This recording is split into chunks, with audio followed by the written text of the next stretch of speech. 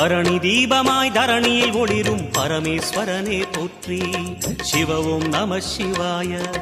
ஹரஹர என்றால் வரமழை பொழியும் ஆதிலிங்கனே போற்றி. ஹர ஓம் நம சிவாய.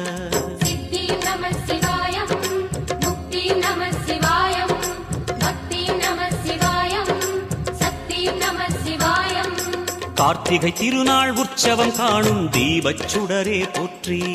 சிவ ஓம் நம சிவாய. தீர்த்தம் யாவிலும் நீராடிடுவாய் அருணாச்சலனே போற்றி. ஹர ஓம் நம சிவாய.